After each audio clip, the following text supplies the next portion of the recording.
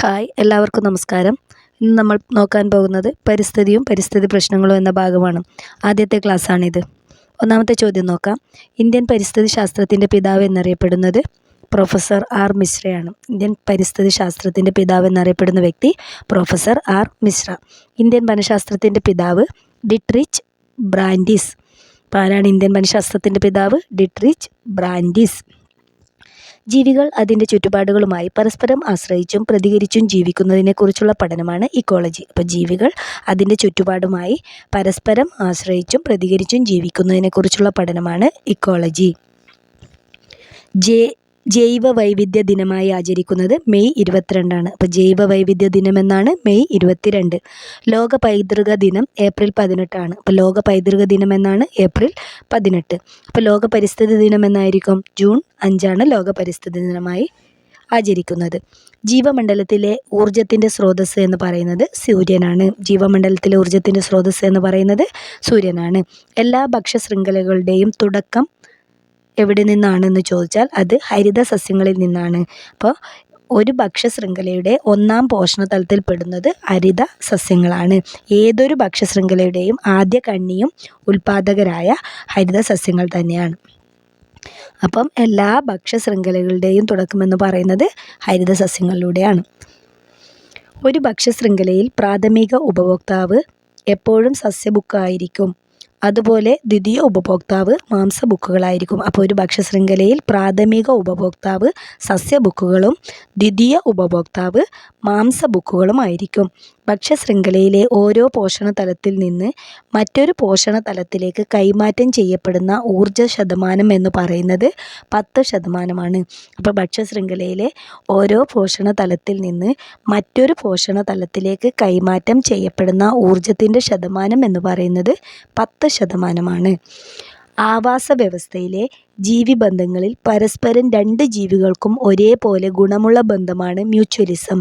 അതായത് ഒരാവാസ വ്യവസ്ഥയിലെ ജീവിബന്ധങ്ങളിൽ പരസ്പരം രണ്ട് ജീവികൾക്കും ഒരേപോലെ ഗുണമുള്ള ബന്ധമാണ് മ്യൂച്വലിസം. അതിനുദാഹരണം പറയുകയാണെങ്കിൽ പൂവും തേനീച്ചയും തമ്മിലുള്ള ബന്ധം. അപ്പം മ്യൂച്വലിസത്തിന് എക്സാമ്പിൾ പൂവും തേനീച്ചയും തമ്മിലുള്ള ബന്ധമാണ്. അതുപോലെ തന്നെ ആവാസ വ്യവസ്ഥയിലെ പരസ്പര ജീവിബന്ധങ്ങളിൽ ഒരു ജീവിക്ക് ഗുണവും മറ്റൊന്നിന് ഗുണമോ ദോഷമോ ഇല്ലാത്ത ബന്ധമാണ് കമൻസലിസം. അതായത് ആവാസ വ്യവസ്ഥയിലെ പരസ്പര ജീവിബന്ധങ്ങളിൽ ഒരു ജീവിക്ക് ഗുണവും മറ്റൊന്നിന് ഗുണമോ ദോഷമോ ഇല്ലാത്ത ബന്ധമാണ് കമൻസലിസം. അതിനുദാഹരണം പറയുകയാണെങ്കിൽ മാവും മരവാഴയും തമ്മിലുള്ള ബന്ധമാണ്. അപ്പം മാവും മരവാഴയും തമ്മിലുള്ള ബന്ധം കമൻസലിസത്തിന് ഉദാഹരണമാണ്. ഇനി അടുത്ത് ചോദ്യം നോക്കാം.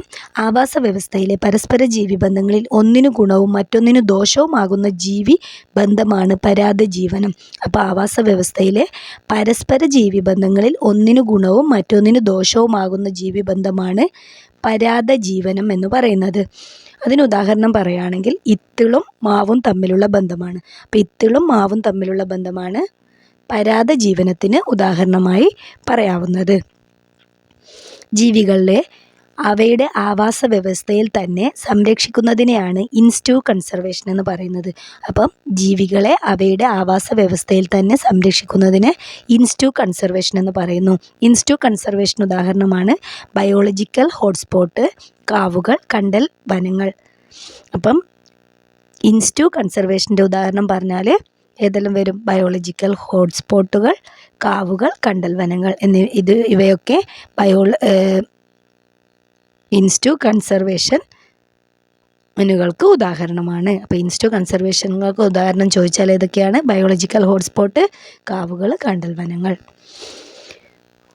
ജീവികളെ അവയുടെ ആവാസ വ്യവസ്ഥയിൽ നിന്ന് മാറ്റി ഒരിടത്ത് സംരക്ഷിക്കുന്നതിനെയാണ് എക്സ്റ്റു കൺസർവേഷൻ എന്ന് പറയുന്നത്. അപ്പോൾ ജീവികളെ അവയുടെ ആവാസ വ്യവസ്ഥയിൽ നിന്നും മാറ്റി മറ്റൊരു സ്ഥലത്ത് സംരക്ഷിക്കുന്നതിനെയാണ് എക്സ്റ്റു കൺസർവേഷൻ എന്ന് പറയുന്നത്. അപ്പോൾ എക്സ്റ്റു കൺസർവേഷന് ഉദാഹരണം പറയുകയാണെങ്കിൽ ബൊട്ടാണിക്കൽ ഗാർഡൻ, സുവോളജിക്കൽ ഗാർഡൻ, മൃഗശാല എന്നിവയൊക്കെ എക്സ്റ്റു കൺസർവേഷൻ ഉദാഹരണമാണ്. ഏതൊക്കെയാണ്?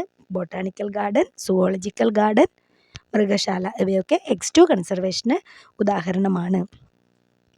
ഏതെങ്കിലും സാഹചര്യത്തിൽ വംശനാശം സംഭവിക്കുന്ന ജീവിവർഗത്തെ വീണ്ടെടുക്കുന്നതിനുള്ള മാർഗമാണ് ജീൻ ബാങ്കുകൾ.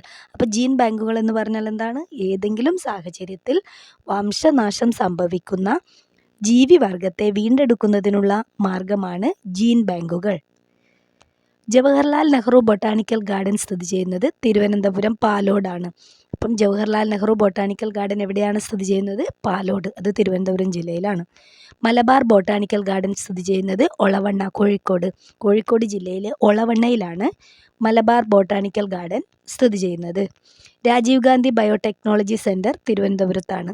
രാജീവ് ഗാന്ധി ബയോടെക്നോളജി സെൻറ്റർ സ്ഥിതി ചെയ്യുന്നത് തിരുവനന്തപുരം. വംശമറ്റുപോയ മൗറീഷ്യസിൽ മാത്രമുണ്ടായിരുന്ന പക്ഷിയാണ് ഡോഡോ. അപ്പോൾ വംശമറ്റുപോയ മൗറീഷ്യസിൽ മാത്രമുണ്ടായിരുന്ന പക്ഷിയാണ് ഡോഡോ പക്ഷികൾ.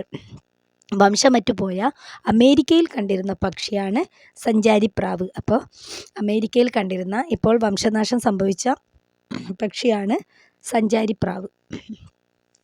വംശനാശ ഭീഷണി നേരിടുന്ന നോർവീജിയൻ ദ്വീപിൽ കാണപ്പെടുന്ന പക്ഷിയാണ് പഫിൻ. വംശനാശ ഭീഷണി നേരിടുന്ന നോർവീജിയൻ ദ്വീപിൽ കാണപ്പെടുന്ന പക്ഷിയാണ് പഫിൻ. അപ്പോൾ ഇത്രയും കാര്യങ്ങളാണ് ഇന്നത്തെ വീഡിയോയിൽ ഉൾപ്പെടുത്തിയത്. എല്ലാവരും നല്ലപോലെ പഠിച്ച് പരീക്ഷയ്ക്ക് തയ്യാറാവേണ്ടതാണ്. Okay, thank you.